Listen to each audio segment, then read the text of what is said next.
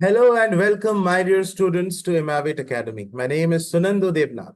Class ninth biology का second chapter है cell the unit of life. बहुत important chapter है। इस वीडियो में हम इस चैप्टर को बिगिन करेंगे, इसको पढ़ने जा रहे हैं। बहुत मजा आने वाला है।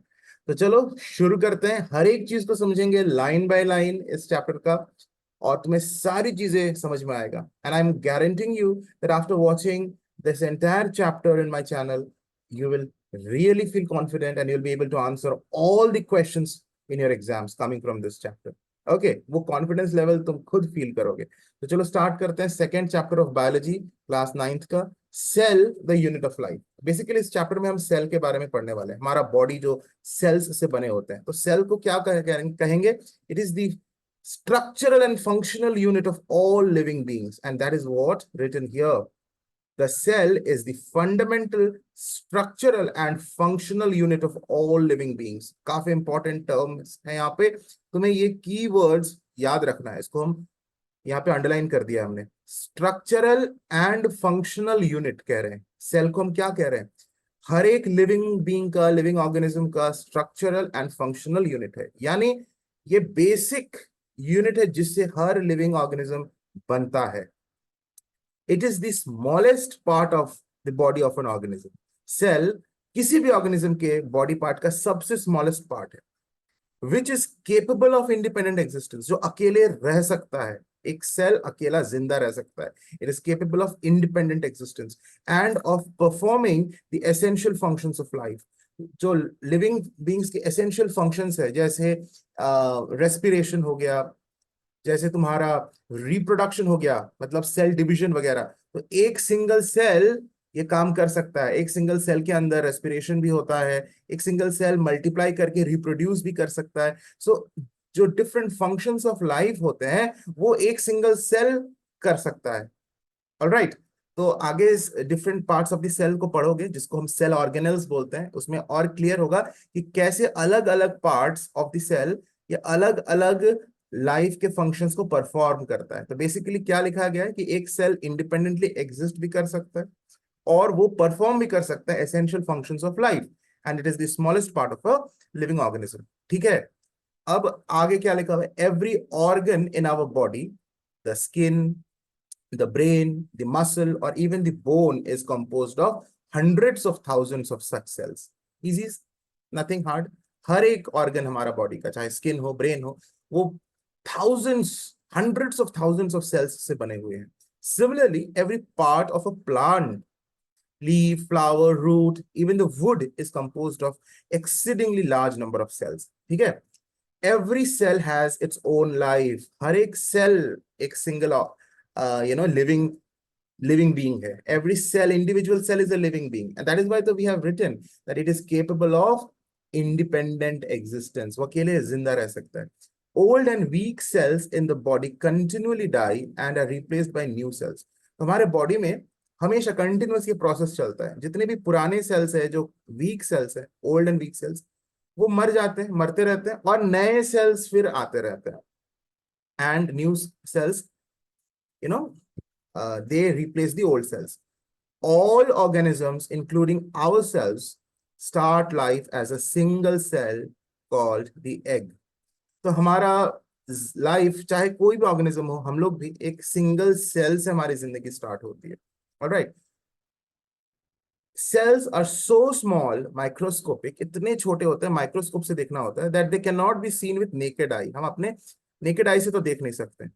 It was therefore natural that their existence could not be detected by man until he invented magnifying aids in the form of microscopes. Microscopes का इन्वेंशन हुआ, तब सेल को देखा गया। तो यहाँ पे अब उसके बारे में थोड़ा सा हम लोग, किस तरह से माइक्रोस्कोप का इन्वेंशन हुआ एंड सेल की डिस्कवरी हुई, तो वो सब क्वेश्चन यहाँ बनता है। बहुत इंपॉर्टेंट है इस साइंटिस्ट का नाम। The first microscope was constructed by Dutch scientist Antony van ल्यूएनहोक।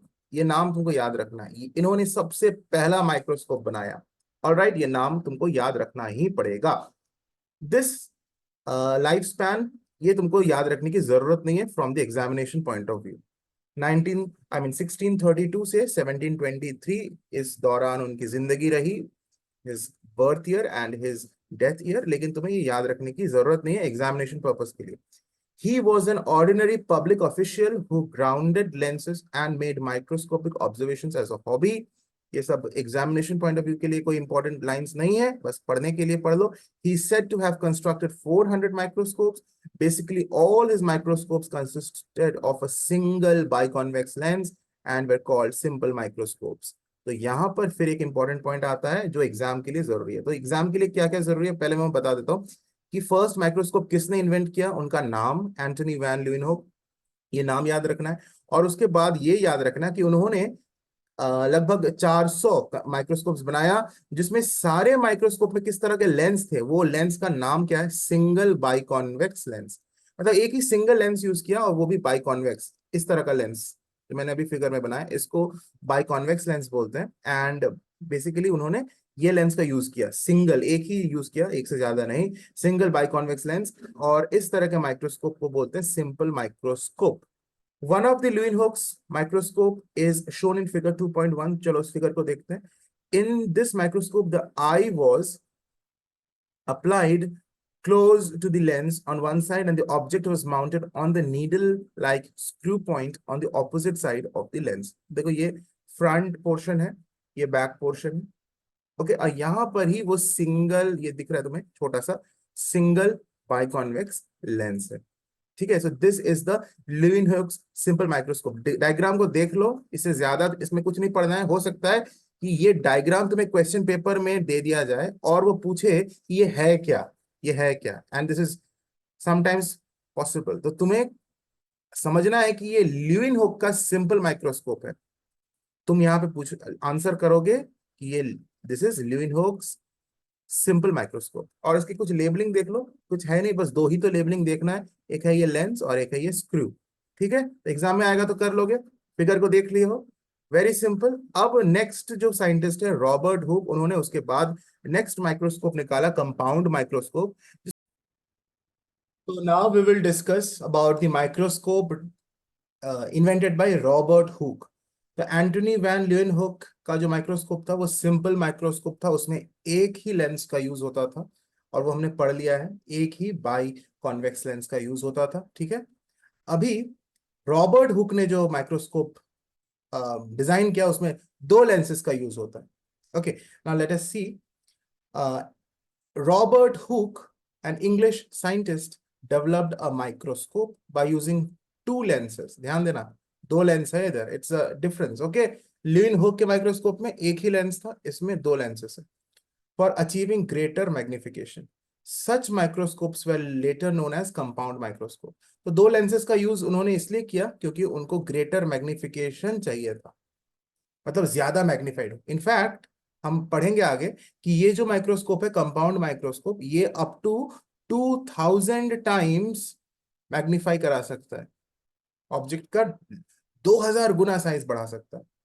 और हमारा जो ल्यूवेनहोक का जो सिंपल माइक्रोस्कोप था, ये हमने इसमें पढ़ा ही था ऑलरेडी, वी हैव स्टडीड कि इसका जो मैग्निफिकेशन होता है ये बस 200 गुना होता है, 200 टाइम्स. देखो यहाँ लिखा भी हुआ है, तुम्हें अगर क्लियरली दिख रहा है, 200 टाइम्स है ना. हमने ऑलरेडी ये पढ़ चुका है, पढ़ लिया है. So here if you see, so greater magnification achieve करने के लिए उन्होंने दो लेंस का यूज किया है. इस फिगर में हम इसको समझेंगे कि दोनों लेंस कहाँ कहाँ पर है.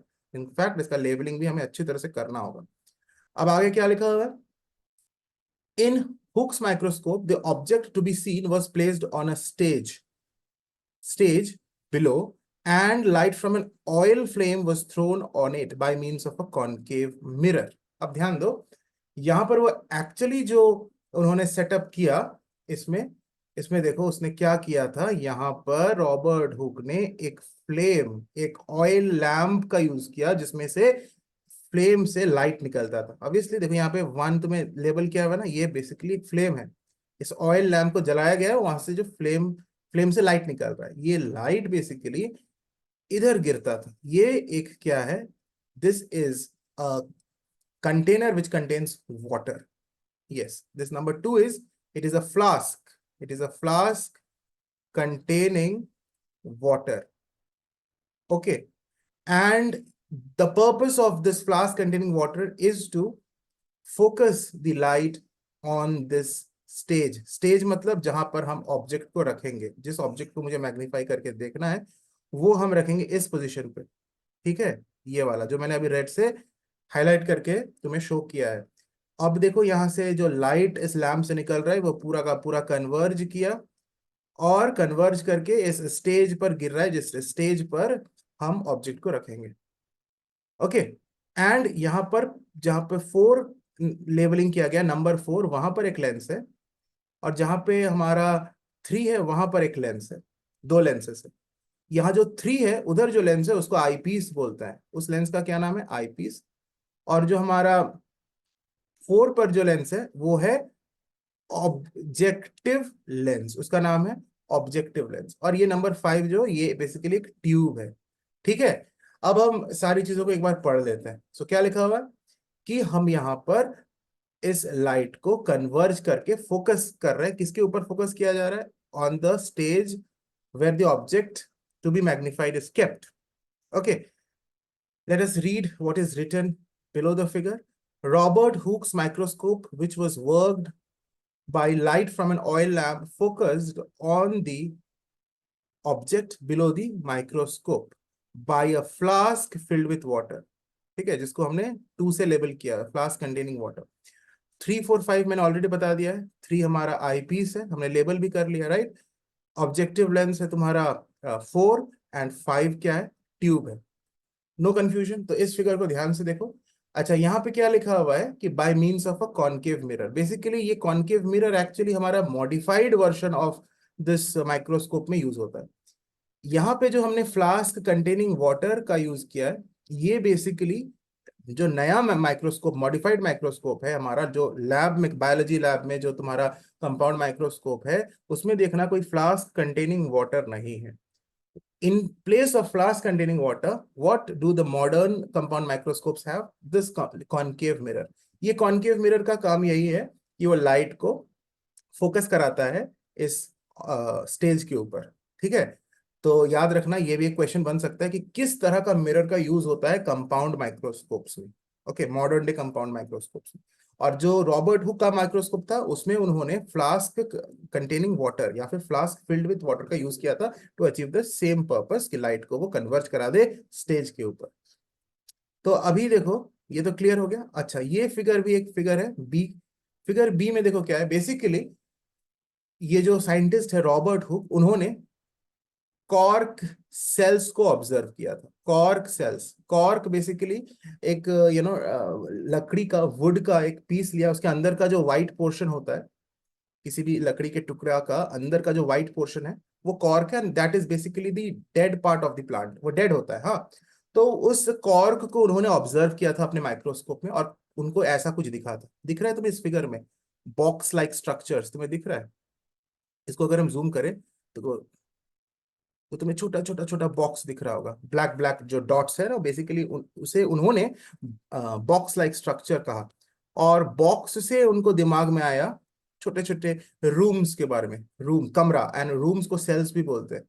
तो इस साइंटिस्ट ने, रॉबर्ट हुक ने, इनको नाम दिया सेल्स। सेल का मतलब क्या, room, compartments.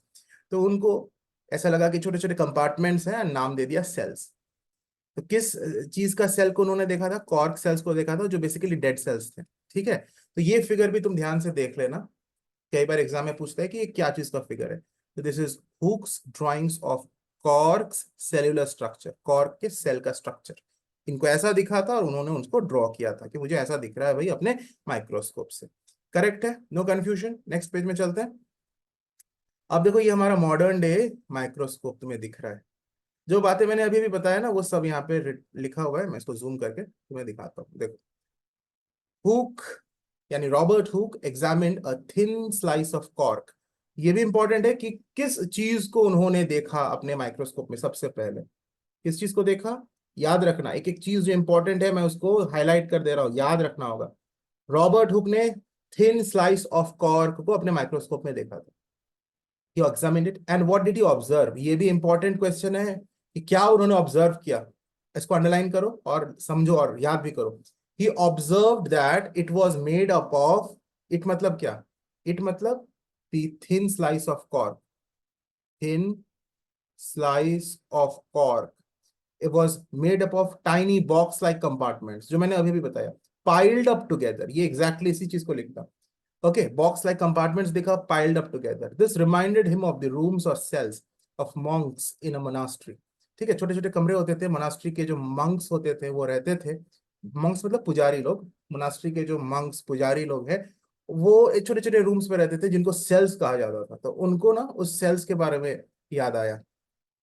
And so he said that the cork was made up of cells. और उसी समय से ये नाम, ये जो टर्म है सेल्स, प्रचलित हुआ. The cells which hook saw were all dead cells. मैंने पहले ही बोल दिया है कि ये डेड सेल्स को उन्होंने देखा था. Which had only empty boxes और द वॉल्स. ओके, क्योंकि वो डेड सेल्स था, उसके अंदर कुछ प्रॉपर उनको स्ट्रक्चर समझ में भी नहीं आया, लेकिन छोटे छोटे कंपार्टमेंट्स उनको दिखा.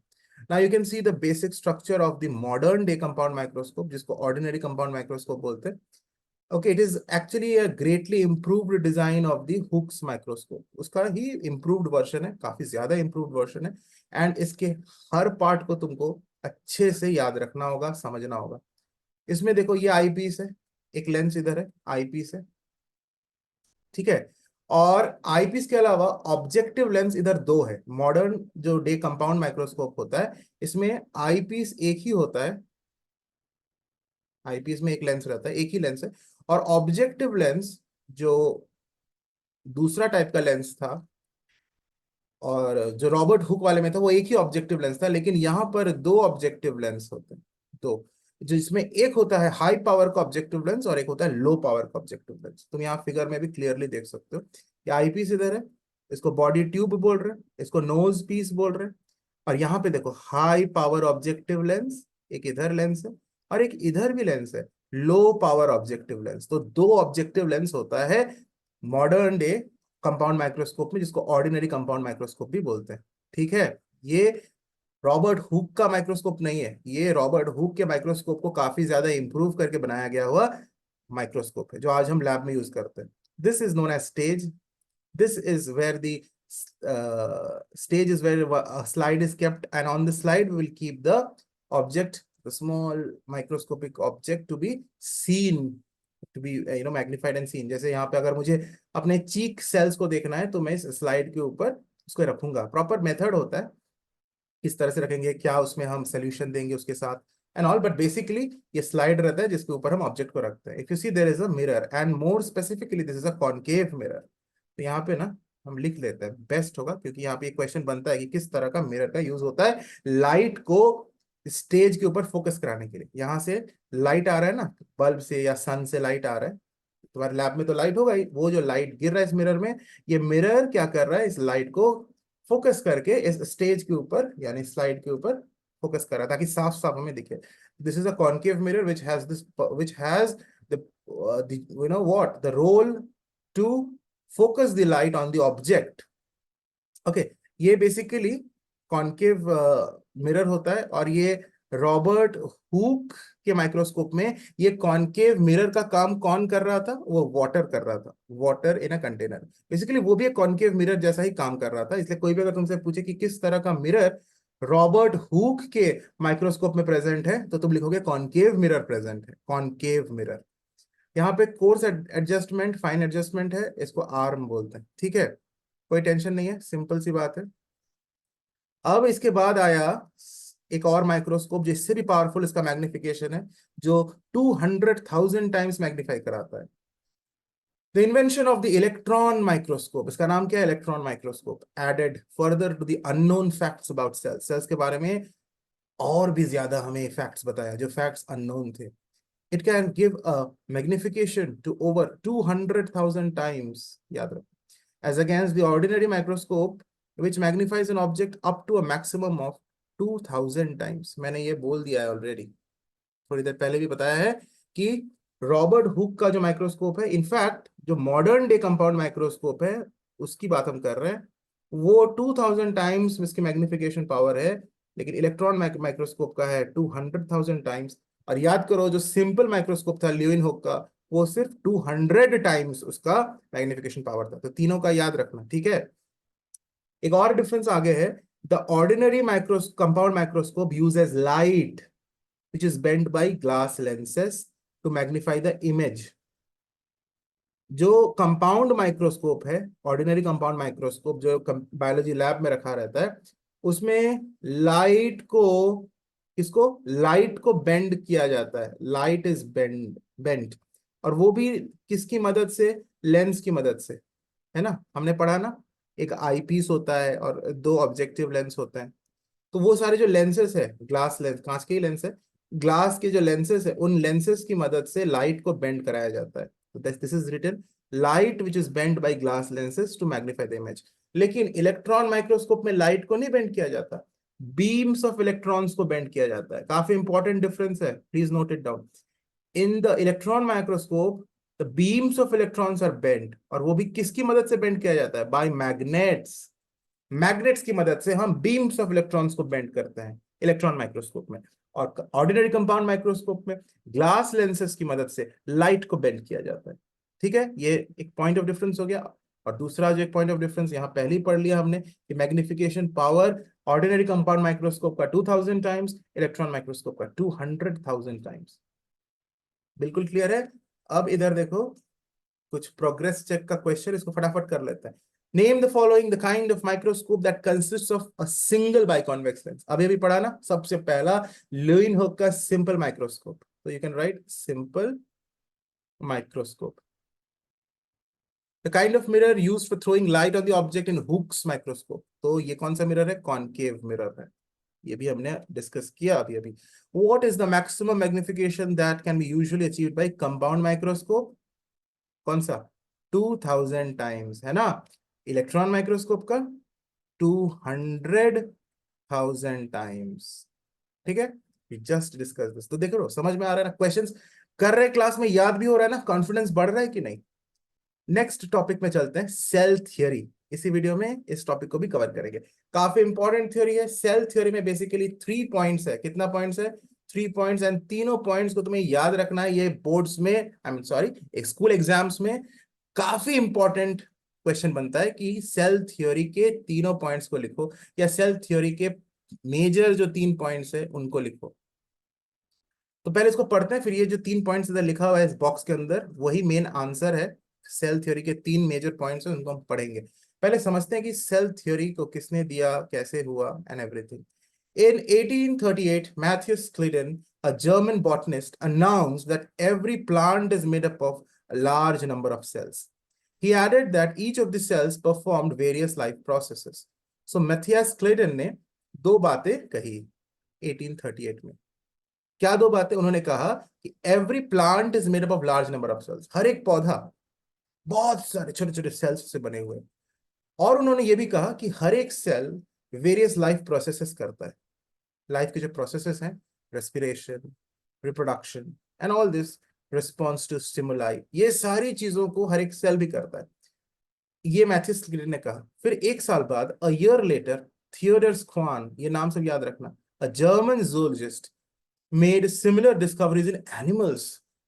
अब एनिमल्स में भी ये सिमिलर डिस्कवरी किया। He declared all animals and plants are composed of cells. Matthias Schleiden ने सिर्फ प्लांट के बारे में बोला, थियोडर क्वान ने एनिमल्स पे भी देखा, तो उन्होंने अपना स्टेटमेंट दिया कि प्लांट्स एंड एनिमल्स दोनों, okay, they are composed of cells which serve as the units of structure and function. This in short is called cell theory. इसी दोनों पॉइंट्स को मिलकर सेल थ्योरी बना, जिसको प्रॉपरली हमने स्टेटमेंट में ब्रेकअप किया है। लेकिन एक और पॉइंट रुडोल्फ वर्क्रो ने 1858 में डाला, तो तीनों पॉइंट्स मिलके हम कहते हैं सेल थ्योरी। तो क्या लिखा हुआ है, Rudolf Virchow in 1858 made an addition to the existing cell theory. और उन्होंने क्या कहा, all cells arise from pre existing cells. ये है थर्ड पॉइंट सेल थ्योरी का। ठीक है, तो क्या है सेल थ्योरी का third point, all cells arise from pre existing cells. हम सेल को ऐसे ही नहीं बना सकते, पैदा नहीं कर सकते। कोई पहले से एग्जिस्ट करता हुआ सेल है, उसी से हम नया सेल को बना सकते हैं। जैसे हम लोग, वी ह्यूमन बीइंग्स, हमारा लाइफ जो स्टार्ट हुआ वो एक सिंगल सेल से स्टार्ट हुआ, जिसको जाइगोट बोलते हैं, राइट। और ये जाइगोट कैसे बना, अपने आप तो नहीं बन गया, प्री एग्जिस्टिंग सेल से बना। मेल पेरेंट का स्पर्म एंड फीमेल पेरेंट का ओवम सेल इन दोनों के फर्टिलाइजेशन से ये जाइगोट बना। तो these are pre existing cells, right, the sperm and the ovum, these are pre existing cells, और उनके फर्टिलाइजेशन से एक नया सेल बना जिसको जाइगोट बोल रहे हैं। तो all cells arise from pre-existing cells. It is for all cells, not only for the zygote but for all cells. अब ये जो पॉइंट्स है इसको प्रॉपर वे में लिखा गया है, और तुम्हें एग्जाम में सेल थ्योरी का जो तीनों पॉइंट्स है वो अगर पूछा जाए तो यही लिखना है जो इस तरह से बॉक्स में लिखा हुआ है। What, and you have to memorise it, learn it, understand and learn it. The cell is the smallest unit of structure of all living things, मतलब कि प्लांट्स हो चाहे एनिमल्स हो, सब में क्या होता है, cell is the smallest unit of structure, सबसे छोटा स्ट्रक्चरल यूनिट है cell. The cell is the unit of function of all living things. Okay, मतलब कि हर एक सेल अपना लाइफ फंक्शंस को परफॉर्म करता है, तो उसी को हम ऐसे लिख सकते हैं, the cell is the unit of function of all living things. Exact इसी लाइन को लिखना। तीसरा, all cells arise from pre existing cells. Okay, so what does the cell theory mean? अब इसको समझते हैं। Take two examples, a plant such as a mango and an animal such as a frog. अब समझते हैं cell theory का मतलब क्या है, क्या क्यों इंपॉर्टेंट है सेल थ्योरी। तो दो चीजों को कंसिडर करो, एक प्लांट को कंसिडर करो, कोई भी प्लांट जैसे मैंगो, कोई भी एनिमल जैसे फ्रॉग। अब पहले समझते हैं कि स्ट्रक्चरल यूनिट हम क्यों बोल रहे हैं सेल को, फिर फंक्शनल यूनिट भी क्यों बोल रहे हैं। फर्स्ट पॉइंट सेल थ्योरी का बता रहा है कि ये स्ट्रक्चरल यूनिट है, और सेकंड पॉइंट सेल थ्योरी का बता रहा है कि फंक्शनल यूनिट भी है। दोनों यूनिट है। Cell is the structural unit as well as the functional unit of all living things. Okay, तो स्ट्रक्चरल यूनिट क्यों है? If we take a part of a body of a frog or any part of a mango plant and examine it under a microscope, it will show a cellular structure. मतलब कि cell से बना हुआ है, इसका structure cell से बना हुआ है। ठीक है, मैंगो प्लांट किसी भी पार्ट को तुम ऑब्जर्व करो माइक्रोस्कोप में, तुम्हें छोटे छोटे सेल्स दिखेंगे, यानी सेल से ही वो बना है, उसका स्ट्रक्चर सेल्यूलर है, चाहे वो एक प्लांट हो चाहे एनिमल का भी। ठीक है, तो फर्स्ट पॉइंट क्लियर है। फंक्शनल यूनिट क्यों बोल रहे हैं? Any function in the body of the frog और the mango plant is due to the activity in the cells, इसीलिए उसको फंक्शनल यूनिट भी बोलते हैं। For example, the movements of the frog is due to the contraction of muscle cells. Food is digested by the enzymes which the cells of the gut secrete. Food is digested by the enzymes which the cells of the gut secrete. Digested food is absorbed by the cells and absorbed food is used up in the cells for various metabolic activities. तो सब चीज देख रहे हो ना, cell के activity से ही पूरे ऑर्गेनिज्म का ओवरऑल एक्टिविटी डिपेंड कर रहा है। In a mango plant, the photosynthesis occurs in the cells of leaves. The root cells absorb water from the soil. तो कितने सारे एग्जाम्पल्स उन्होंने समझाए कि बेसिक लेवल में जाएं तो वो सेल का एक्टिविटी है।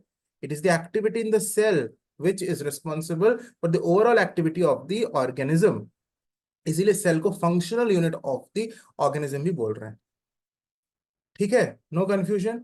एंड जो लास्ट पॉइंट है सेल थ्योरी का, all cells exist, all cells start from pre-existing cell, उसको समझते हैं। और एक पॉइंट ये भी है, cells die and are replaced. Basically cell theory में हम अगर पूछा जाए तो हम यही तीनों पॉइंट्स लिखेंगे। ठीक है, तो उसी को एक्सप्लेन किया गया है इन 4 डिफरेंट पॉइंट्स। इस पॉइंट में क्या हम पढ़ रहे हैं, cells die and are replaced. ये बात हम पहले भी पढ़े कि cells, old and weak cells, they die continuously and new cells they come up in their place. They are replaced by the new cells. The body of the frog or the mango tree is composed of millions and millions of cells. Okay, many of these cells continuously die and are replaced by new ones. New cells are continuously replacing the old cells, which are formed by the division of younger cells. Cell division मतलब एक cell से और sales बन रहे हैं, तो नए sales बनते जा रहे हैं, और ओल्ड एंड वीक सेल्स क्या हो रहे हैं, खत्म हो रहे हैं। The formation of cells in pre-existing cells, the formation of cells from pre-existing cells is a never-ending chain. तो ये जो नए सेल बन रहे हैं ना, वो हमेशा pre-existing सेल से ही बन रहा है, और ये एक never-ending chain है, ये होते जा रहा है जब तक कि वो इंसान या वो प्लांट जिंदा है। तो जब कोई बच्चा उसके ग्रोथ फेज में है, यानी यंग है, एकदम यंग है, तब उसमें क्या होता है कि number of cells dying is less than the number of cells, new cells forming, number of new cells forming. यानी जितना सेल्स डेथ हो रहा है और जितना नए सेल्स बन रहा है, उसमें जो नंबर है, नया सेल बनने का नंबर ज्यादा है और पुराने सेल्स का मरने का नंबर कम है। किस किस एज ग्रुप में? जो यूथ है, यंग बच्चे हैं। और जब वो अपने मिडिल एज में पहुंचता है, मतलब कि अपने लाइफ स्पैन के मिड पॉइंट पे लगभग पहुंचता है, बीचों बीच, तब number of cells dying and number of new cells forming, उनका नंबर मोटा मोटी सेम रहता है, बैलेंस रहता है। और जब बूढ़ा बनते जा रहा है धीरे धीरे, तब उल्टा हो रहा है, नंबर ऑफ सेल्स डाइंग, जितने सेल्स खत्म हो रहे हैं, मर रहे हैं, उनकी नंबर ज्यादा हो जाती है, और नए सेल्स जो बन रहे हैं उसकी नंबर बहुत कम हो जाती है। और एक समय ऐसा आता है कि number of cells, new cells बनना बंद हो जाता है, और सारे सेल्स धीरे धीरे मर जाते हैं, means the whole of the organism dies, वो ऑर्गेनिज्म ही फिर मर जाता है। Anyway, all life starts as a single cell. The life of the frog and the life of a mango tree started as an egg and as a seed separately. Okay. The egg was a single cell produced by the cells of the ovary of the mother frog. The mango seed had an embryo, which also started as a single cell in the ovary of the flowers of the parent mango tree. This is जो egg cell या जिसे ovum cell कहा जा रहा है, ये basically female mother से आया है। इसको फर्टिलाइज करेगा मेल पेरेंट अपने सेल से, स्पर्म से। तो जो सेल सिंगल सेल बनता है उसको जाइगोट बोलते हैं, इस बारे में हमने ऑलरेडी डिस्कस किया था। सिमिलरली मैंगो ट्री में एक सिंगल सेल है सीड, और उस मैंगो सीड के अंदर बेसिकली जो एम्ब्रायो बन रहा है वो एक सिंगल सेल से बन रहा है, ओवरी ऑफ द फ्लावर्स में जो सिंगल सेल है। तो बेसिकली हर लाइफ जो है वो स्टार्ट होता है एक सिंगल सेल से। ठीक है, तो ये चीज इंपॉर्टेंट है, समझ में आ गया होगा। तो आज हम यहीं तक करते हैं इसको, और ये जो टॉपिक है सेल्स हाउ न्यूमेरस, यहाँ से फिर हम नेक्स्ट लेक्चर में कंटिन्यू करेंगे। So it is my request that you press the bell icon so that you don't miss out the notification when a new video, the next video comes up. तो next video के लिए definitely bell icon को press करके रखना, तुम्हारा notification immediately बच जाएगा phone में। इस वीडियो को शेयर करना, जरूर से जरूर कमेंट करना, लाइक करना। Thank you all of you, God bless you, take care.